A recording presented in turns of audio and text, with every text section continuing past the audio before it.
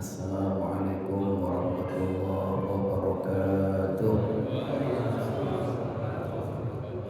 Alhamdulillah, wassalatu wassalamu ala rasulillah Sayyidina Muhammad ibn Abdillah wa ala alihi wa ashabihi wa ansarihi wa junudihi wa man tabi'ahu wa wala. Amma ba'du, yaqulu Allah ta'ala fi kitabihil karim, subhanaka la ilma lana illa ma 'allamtana innaka antal alimul hakim. Rabbi shrah li sadri wa yassir li amri wahlul 'uqdatam min lisani yafqahu qawli. Allahumma inna nas'aluka 'ilman nafi'an wa rizqan thayyiban wa 'amalan mutaqabbalan. Allahumma 'allimna ma yanfa'una wanfa'na bima 'allamtana. Amin amin ya rabbal alamin. Hadratul mukarramin, seluruh jamaah yang dimuliakan Allah, wabil khusus kepada para tuan guru, para bapak haji, para tokoh masyarakat, pengurus PKM, semuanya yang tidak saya sebut satu persatu, mudah-mudahan semuanya senantiasa Allah memuliakan, memberkahi, Allah ridhoi, Allah mudahkan segala urusannya, Allah berikan kesehatan, kebahagiaan, keberkahan, istiqomah di dalam kebaikan dan ketaatan kepada Allah Subhanahu wa taala. Amin amin ya rabbal alamin. Alhamdulillah, mari sama-sama kita memanjatkan pujian dan syukur kehadirat Allah Subhanahu wa taala dengan limpahan rahmatnya pada malam hari ini. Kembali Allah berikan kita kesempatan untuk menyambung kajian kita, kajian rutin kita. Mudah-mudahan menjadi amalan yang sangat kami cintai ya, karena kita sudah berusaha untuk merutinkan. Ketika suatu saat ada halangan, ada suatu hal yang membuat kita tidak bisa hadir, maka insya Allah Allah akan catat sebagaimana kita hadir, karena sudah berazam untuk istiqomah. Kita akan ngaji satu kalimat atau satu lafal yang mungkin sudah tidak asing lagi. Kita sering ucapkan, kita sering ulang-ulang, ya kan? Yaitu lafal alhamdulillah, atau kita sebut dengan istilah tahmidnya. Jadi ada tahmid, maksudnya alhamdulillah. Ada takbir, apa? Allahu akbar. Ada tasbih, subhanallah. Ada istighfar, astagfirullah. Ada tarjih, inna lillahi wa inna ilaihi raji'un. Ada hawwal, la hawla wa la quwwata illa billah. Bisa juga disebut tahmid atau hamdalah.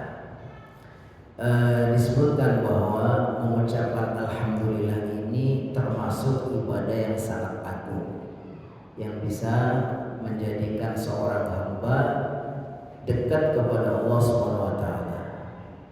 Kenapa? Karena mengucapkan alhamdulillah itu disebutkan i'tirafun bil fadli wan nikmah. Satu pengakuan seorang hamba akan karunia Allah Subhanahu wa taala dan nikmat Allah Subhanahu wa taala. Wa syukrun 'alal 'ataya wal hibah. Itu bersyukur atas berbagai karunia dan berbagai pemberian. Jadi hendaknya ketika kita mengucapkan alhamdulillah itu kita hayati bahwa ini adalah bentuk pengakuan kita dari hati yang paling dalam bahwa kita ini mendapatkan karunia yang sangat besar. Begitu banyak nikmat yang seharusnya kita selalu bersyukur. Kenapa? Karena nikmat Allah itu begitu banyak. Makanya kata Allah Subhanahu wa taala, wa ataakum min kulli ma sa'altum. Dan saya berikan kalian dari setiap apa yang kalian minta. Wa in ta'uddu ni'matallahi la tuhsuha. Jika kalian mencoba menghitung nikmat Allah, lam tuhsuha, lan tahsu, maksudnya la tuhsuha, kalian tidak pernah akan bisa menghitungnya, saking banyaknya. Maka ketika kita mengucapkan alhamdulillah itu sebetulnya bentuk pengakuan kita betapa nikmat Allah Subhanahu wa taala. Menurut para ulama, apa sih bedanya alhamdulillah dengan syukur? Ternyata kalau alhamdulillah itu lebih umum. Jadi kita memuji pujian kepada Allah karena Allah itu satu-satunya zat yang paling berhak untuk dipuji. Sedangkan yang lain itu dipuji tapi harus disandarkan kepada Allah. Wah, kita memuji orang lain itu hebat. Tapi harus kita sandarkan bahwa kehebatannya itu datangnya dari Allah SWT. Oh, kamu pintar. Tapi kita harus yakin bahwa kepintarannya itu bukan semata-mata dari dia, tapi itu dari Allah. Makanya disebutkan alhamdulillah itu. Kata-kata alhamdulillah itu alnya itu kalau dalam bahasa Arab lil istighraq. Lil istighraq itu bahwa al itu menunjukkan bahwa itu sebetulnya penghabisan, dalam artian dengan kata-kata alhamdulillah ini pujian itu sebetulnya hanya diserahkan semua kepada Allah. Makanya ketika kita dipuji sama orang, jangan kita kemudian merasa bahwa itu pujian milik saya sendiri, bukan. Kita bisa seperti ini, kita adalah dari Allah Subhanahu wa taala. Karena segala puji, semua pujian itu sebetulnya itu hak Allah Subhanahu wa taala. Sedangkan syukur itu lebih sempit. Jadi kalau syukur itu bentuk pujian, ungkapan rasa terima kasih karena dia telah mendapatkan atau merasa diberi sesuatu. Makanya kita setiap saat dengan kehebatannya itu memang kita harus puji Allah dengan segalanya, karena Allah itu maha, semua itu layak harus dipuji. Tapi suatu saat kita merasakan ada karunia yang khusus kepada kita katakan syukur. Jadi syukur itu lebih khusus, ya. Jadi kalau alhamdulillah itu umum, kalau syukur itu khusus. Sama dengan kalau kita memuji orang, ada orang pintar, ya kita puji dia hebat. Tapi suatu saat orang pintar itu memberikan sesuatu kepada kita, maka kita katakan syukur atau terima kasih. Jadi bagian dari pujian itu diantaranya dari syukur. Maka di sini disebutkan kalau alhamdulillah itu lebih umum, ya. Kalau syukur itu lebih khusus, karena alhamdulillah ini pujian yang setiap saat kapan saja kita harus puji Allah Subhanahu wa taala.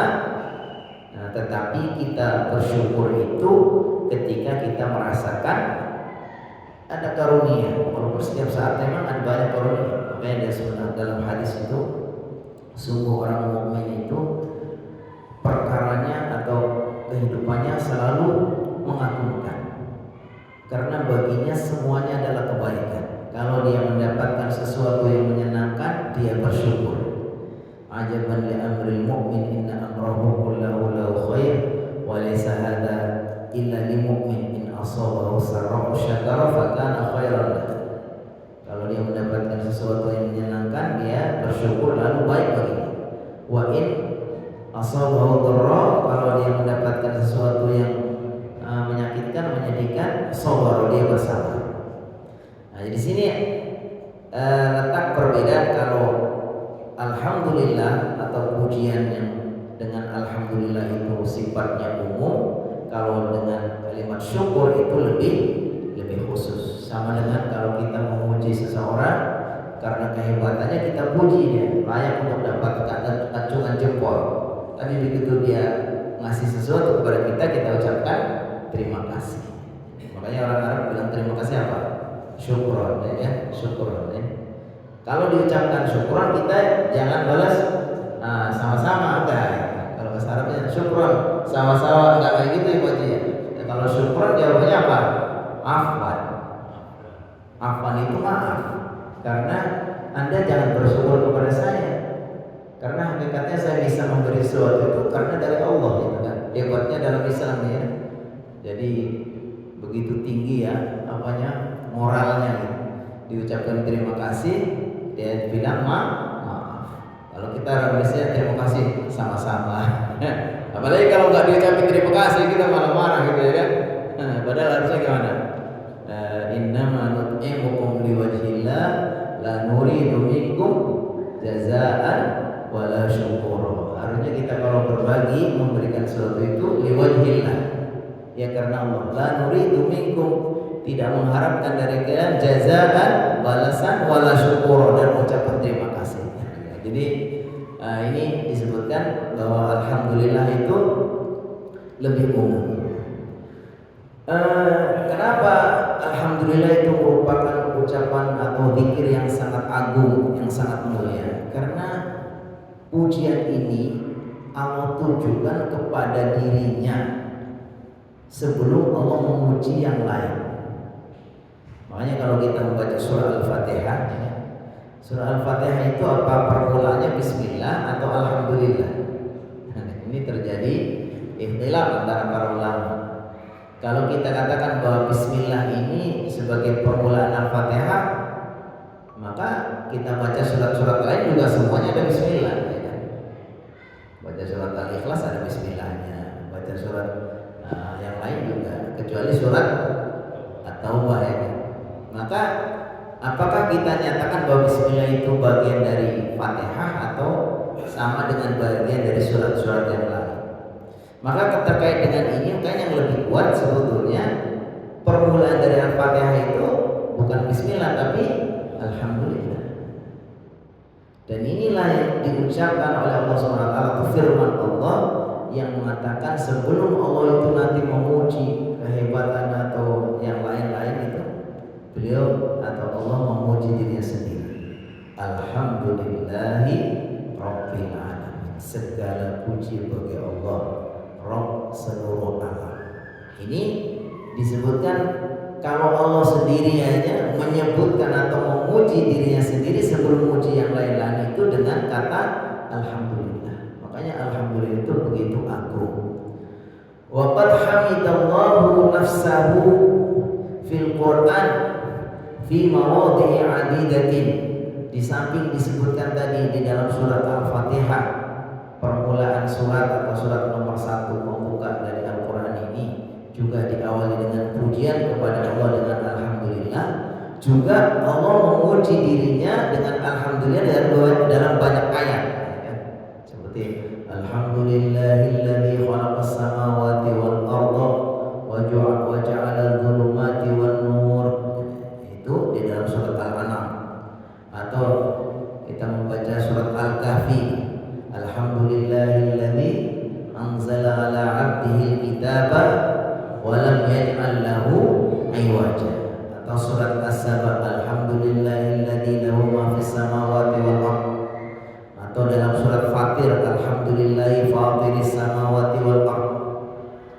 Jadi di sini disebutkan bagaimana keutamaan alhamdulillah, karena Allah sendiri pun memuji dirinya dengan banyak ayatnya. Bahkan sebelum berfirman yang lain, sebelum dia berfirman ayat-ayat yang lain 100 sekian dari sekian surat, dari sekian juz, itu dimulai dengan alhamdulillahi rabbil alamin. Dan begitu juga disebutkan di sini, bukan hanya Allah sendiri yang mengucapkan alhamdulillah untuk memuji dirinya, tapi juga memerintahkan Rasulullah, memerintahkan Nabi Muhammad SAW untuk membaca alhamdulillah, seperti di dalam surat Al-Isra, wa qulil hamdulillahilladzi lam yattakhidh waladan wa lam yakul lahu syarikun fil mulki wa lam yakul lahu waliyyun minadh-dhulli wa kabbirhu takbira. Wa qul, dan katakanlah.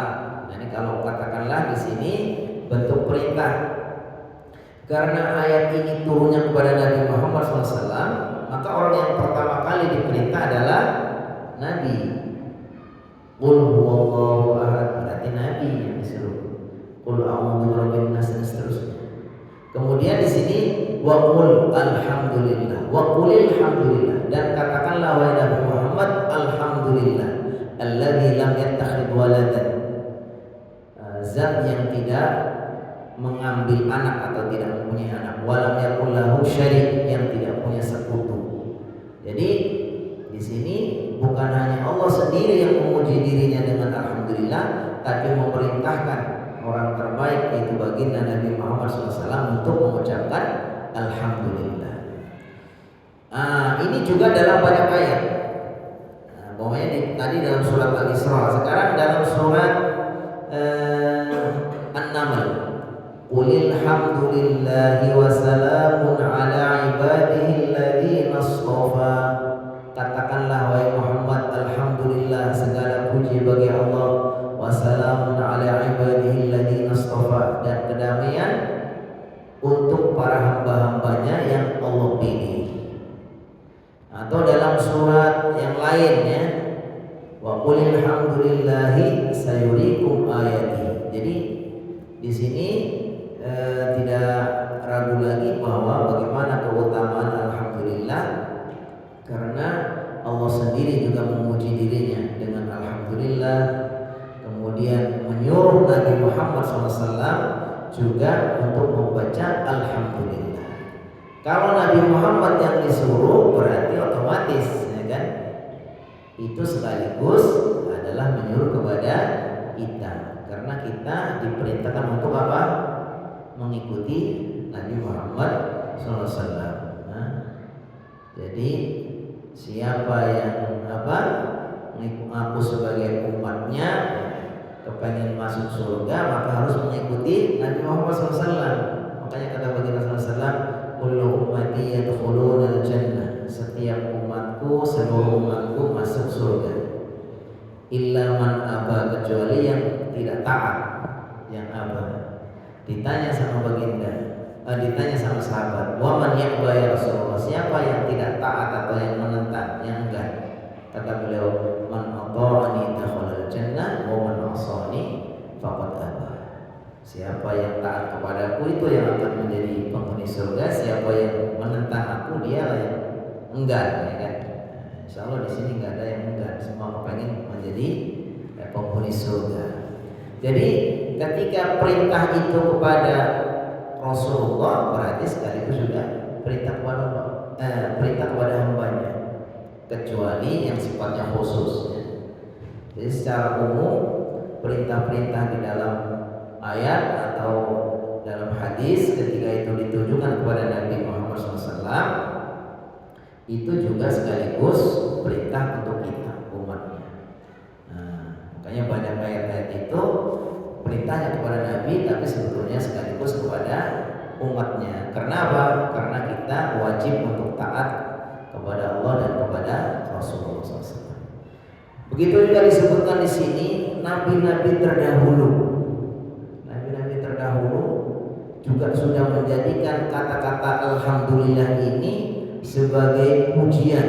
Jadi kekasih-kekasih Allah, hamba-hamba terdahulu, hamba-hamba pilihan dari kalangan para nabi, para rasul, orang-orang soleh terdahulu pun sama menjadikan alhamdulillah ini sebagai pujian, sebagai ibadah mereka yang agung.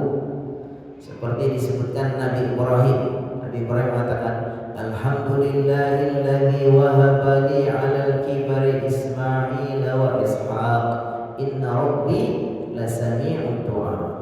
Nabi Ibrahim pun mengatakan alhamdulillah, segala puji bagi Allah Subhanahu wa taala yang telah memberikan untukmu Nabi Ismail dan Nabi Ishak sehingga mereka dewasa atau besar. Begitu juga penghuni surga.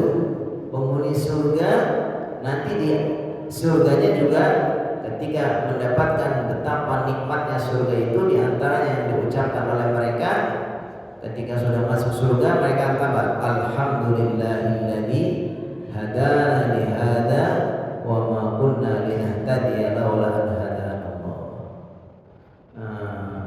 Alhamdulillah, segala puji bagi Allah, alladzi hadana, yang telah memberikan hidayah kepada kami, lihada, kepada ini, maksudnya menjadi seorang muslim, jadi orang mukmin yang akhirnya menjadi penghuni surga. Wa ma kunna linahtadiya laula hadana Allah. kami tidak akan bisa mendapatkan hidayah kalau bukan karena ditunjuki oleh Allah Subhanahu wa taala. Jadi betapa merasa begitu bahagianya, begitu beruntungnya ya Allah berikan hidayah sampai akhirnya mereka menjadi ahli surga. Jadi hidayah ini kan Allah yang memberi. Menurut para ulama hidayah itu ada dua macam. Ada hidayah ilmu, ada hidayah taufik.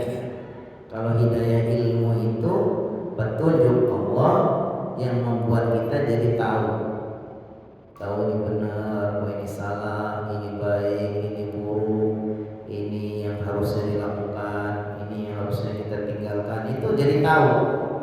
Nah, dengan didatangkan Rasul, disampaikan penjelasan dalam kitab Al-Quran, dalam hadis, kita jadi tahu baik, buruk, benar, salah, kita tahu. Tapi kalau nggak mendapatkan hidayah taufik, hanya sekedar tahu saja. Yang membuat kita jadi mukmin, kita tahu bahwa Allah itu Maha Esa yang menciptakan kita, Allah kita wajib beribadah setelah itu, dan kita mau melakukan itu semua sampai mengantarkan kita menjadi seorang muslim, seorang mukmin yang taat, itu namanya hidayah taufik. Jadi yang dimaksud di sini, maka yang dimaksud adalah hidayah taufik. Maha suci Allah yang telah menunjuki aku kepada jalan yang benar ini, sehingga kami menjadi penghuni surga. Andai Allah bukan tidak memberi petunjuk kepada aku, maka tidak akan seperti ini, ya kan? Nah, sama dengan orang Bani Israel kan gitu kan, orang Bani Israel atau disebut orang Yahudi, ya kan? Ghairil maghdubi alaihim waladdallin, ya kan? Maghdub alaihim itu adalah orang yang dimurkai adalah orang-orang Yahudi, karena kebanyakan mereka tahu sebetulnya tapi tidak mau mengikuti. Waladdallin, dan bukan jalan orang yang sesat. Disebutkan orang-orang Nasrani, karena orang Nasrani itu memang salah ya, konsep bertuhannya, konsep hidupnya tidak benar ya, karena mereka tidak tahu. Nah, jadi di sini penjelasan tentang bagaimana keutamaan membaca alhamdulillah. Ada satu hadis bahwa alhamdulillah ini juga merupakan doa yang terbaik. Disebutkan dalam hadis riwayat Ibnu Majah, Rasulullah SAW bersabda, afdalud doa alhamdulillah. Afdalud doa, sebaik-baiknya doa adalah alhamdulillah. Jadi kita merasa ketika berdoa, makanya kalau dalam adab berdoa pun disebutkan gimana? Ketika kita berdoa, memang betul bahwa Allah itu akan ijabah doa kita insyaallah, ya kan? Tetapi ada berdoa, di antaranya ada berdoa kita membaca alhamdulillah dulu. Alhamdulillahirabbil alamin, hamdan yuwafi ni'amahu wa yukafi'u mazidah. Baru setelah membaca doa kemudian membaca sholawat. Ini adab atau urutan orang berdoa. Jadi kalau kita disuruh baca doa, ya kita pertama baca alhamdulillah atau bismillah dulu, kemudian alhamdulillah. Setelah alhamdulillah kita membaca sholawat. Setelah baca sholawat, bagusnya kita membaca istighfar. Jadi pertama Allah puji dulu, kemudian kita juga doakan atau puji juga Rasulullah dalam baca sholawat. Setelah itu kita beristighfar, mohon ampun, ya kan? Jadi setelah beristighfar baru kita minta sesuatu. Jadi seolah-olah kita itu punya adabnya, etikanya, kalau mau minta sesuatu jangan langsung, ya kan? Ada basa-basinya. Kita puji dulu Allah SWT dengan pujian hamdan yuwafi ni'amahu wa yukafi'u mazidah, dengan pujian yang bisa, ya kan, membandingi atau bisa memenuhi nikmat-nikmatnya dan tambahan-tambahannya, walaupun nggak akan bisa itu pujian ini kan, karena saking banyaknya nikmat Allah SWT. Nah, kemudian setelah Allah puji, kemudian kita membaca sholawat, kemudian baca istighfar. Dan ternyata sebelum kita menyampaikan sesuatu yang lain yang menjadi hajat kita, sebetulnya ketika kita sudah membaca alhamdulillah itu sudah menjadi doa yang paling afdal. Kata baginda sallallahu, alhamdulillah afdalud doa alhamdulillah. Ada satu riwayat, ada seorang yang pernah mendapati ini, kisahnya saya nggak tahu apakah kalangan tabiin atau namanya Abu Kilabah. Abu Kilabah ini, masya Allah, orang yang Allah uji dengan kehidupan yang susah sekali. Sudah buta, tidak punya siapa-siapa, tinggalnya di sebuah gubuk tua di tengah-tengah gurun Sahara, nggak ada siapa-siapa kan. Tapi ketika ada seorang yang melewati gubuknya, tiba-tiba terdengar suara dari dalamnya, Alhamdulillahilladzi faddalani ala katsirin mimman khalaqta tafdila. Dia ulang-ulang begitu, Alhamdulillahilladzi faddalani. Segala puji bagi Allah yang telah mengutamakan aku, mengistimewakan aku daripada yang lain, mimman khalaqta, dari apa-apa yang kau ciptakan, tafdila. Jadi ketika kedengaran suara orang ini, hidupnya sudah susah banget, gak punya apa-apa, gak punya siapa-siapa, tangannya buntung, kakinya buntung, ya kan, matanya buta, ya kan? Tapi dia masih memuji Allah. Maha suci Allah, atau segala puji bagi Allah yang telah mengunggulkan aku, melebihkan aku dari makhluk-makhluk yang lain yang kau ciptakan. Lalu penasaran nih seorang yang melewati seorang ulama itu, wahai Abu Kilabah, saya dapati kamu, masya Allah, kehidupan yang begitu susah, ya kan? Mata kamu buta, tangan kamu cacat, kamu nggak ada siapa-siapa, hidup di tengah gurun Sahara ini, di gubuk tua seperti ini, tapi kau masih mengucapkan apa? Alhamdulillah, Alhamdulillahilladzi faddalani ala katsirin.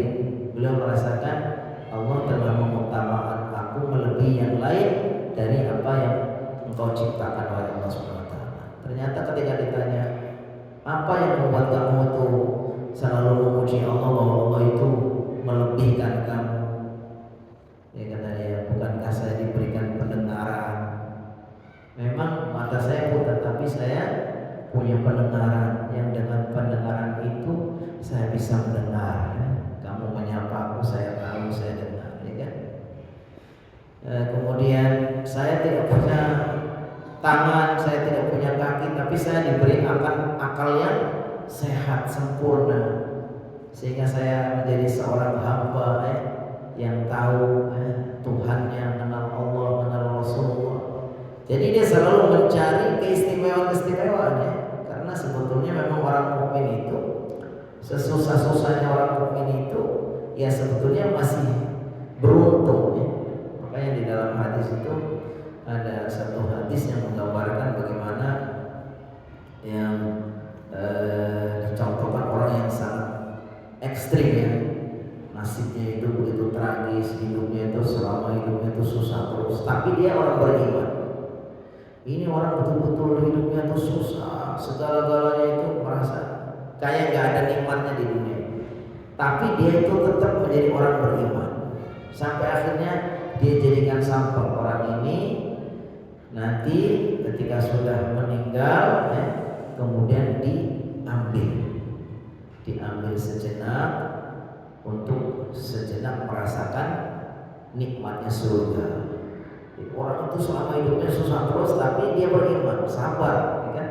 Sampai akhirnya dia itu nanti dijadikan percontohan. Inilah gambaran orang yang sangat susah di dunia tapi beriman dan sabar. Akhirnya dia suruh menikmati nikmatnya surga, dimasukkan fahumisa fil jannati ghamsan, dimasukkan dalam surga sejenak. Setelah itu dikeluarkan. Setelah dikeluarkan ditanya, wahai fulan, apakah kamu pernah merasakan susah, merasakan sedih waktu di dunia? Dia langsung berubah. Dia katakan, demi Allah saya tidak pernah merasakan susah selama hidup saya. Itu langsung berubah. Kenapa? Karena sekejap nikmatnya surga ini sudah menghapus semua kemudian seluruh hidup. Jadi di dunia ini nggak ada apa-apanya. Begitu dia merasakan nikmatnya surga sejenak, maka semua kepedihan selama hidupnya yang orang menyebutnya itu paling sengsara udah lupa semua. Sebagaimana juga orang yang nasib di dunia itu paling mewah, apa yang dia inginkan dia kesampaian begitu hebatnya, dan kayaknya nggak ada sedihnya deh. Nah, di dunia itu bahagia terus, tapi nggak beriman kepada Allah. Dia nggak dapat hidayah iman, mati dalam keadaan kafir. Ini juga diambil sebagai contoh. Orang ini diambil, setelah diambil dimasukkan dia sekejap ke dalam neraka, masukkan ke dalam neraka. Habis itu dikeluarkan lagi. Setelah itu ditanya, wahai fulan, pernahkah kamu merasakan nikmat selama hidupmu? Padahal orang yang paling hebat di dunia itu apapun yang dia inginkan kesampaian, udah pernah semuanya. Segala kenikmatan dunia sudahlah gitu ya, udah pol gitu. Tapi begitu dimasukkan ke dalam neraka sekejap, tanya begitu, keluarin, tanya apa? Demi Allah saya tidak pernah merasakan nikmat sedikit pun selama hidup saya. Kenapa? Karena kenikmatan dunia yang sepanjang hidupnya itu semua terhapus ya, gara-gara dia merasakan pedihnya neraka. Jadi memang ya dunia ini ya sangat simpel.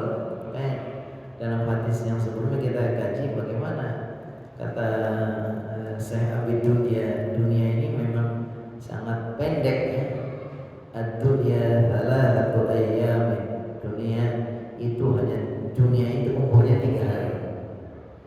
Amal amsi dan faqad madha fala yarji abada. Adapun yang kemarin maka sudah berlalu dan tidak akan terulang lagi. Amal ghad fala nadri atau fala nudriku. Adapun yang besok maka kita tidak pernah tahu apakah umur kita sama. Adapun yang sekarang yang kita hadapi ya sebentar lagi juga akan berlalu, juga akan selesai. Jadi ya begitulah, makanya ketika siapa Abu Kilabah ini ditanya kenapa dia itu masih memuji Allah dengan sedemikian, merasa diunggulkan dari makhluk yang lain, ya karena sebetulnya ketika beriman itu sangat luar biasa. Tadi dibayangkan bagaimana orang di dunia itu yang paling sukses, di dunia itu paling sukses banget itu pun ternyata nanti kalau dia nggak beriman, dia itu nasibnya tragis. Kenikmatan dunia itu semua nggak ada artinya apa-apa dibandingkan dengan bagaimana pedihnya neraka. Maka Abu Kilabah walaupun dia itu cacat, nggak punya kaki, nggak punya tangan, matanya buta, hidup sendirian, gak ada yang ngurus pun ya, dibuang mungkin ya, tapi dia masih bersyukur karena Allah berikan hati, berikan akal yang sampai kemudian dia bisa mengenal Allah menjadi seorang. Jadi ya begitulah ya karunia Allah SWT. Ternyata yang paling besar adalah keimanan. Kita lanjutkan makna alhamdulillah. Apa makna alhamdulillah? Ta'ni ahtana'u 'ala Allah bi sifatihi al-hamidah wa af'alihi al-hasanah. Jadi kata-kata alhamdulillah itu pujian kepada Allah SWT dengan sifat-sifatnya yang sangat terpuji dan perbuatan-perbuatan yang sangat bagus. Jadi nggak ada yang Allah lakukan, yang Allah berikan kecuali semua itu adalah kebaikan, ya kan?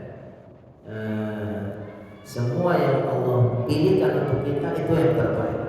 Al khairu makhtarahu Allah. Yang namanya kebaikan itu ya apa yang Allah pilihkan untuk kita. Kita nggak bisa ngirit dengan orang. Oh kenapa sih dia kok jadi orang hebat, jadi pejabat, bisa ini. Yang untuk dia ya biar dia. Itu yang terbaik untuk dia. Kalau kita kayak dia, jangan-jangan kita nggak bisa. Kalau kita jadi pejabat, belum tentu kita kuat godaan, ya kan? Nah kita malah belum tentu menjadi lebih baik. Saya udah berusaha kerja keras kok ya, masih begini aja ya. Itu teman saya bisa rezekinya gampang, kaya. Jangan kita iri. Belum tentu, jangan-jangan kalau kita dikasih harta kayak dia, belum tentu itu baik bagi kita. Jadi kita berpikir bahwa semua yang Allah berikan, ya kan, itu adalah yang terbaik.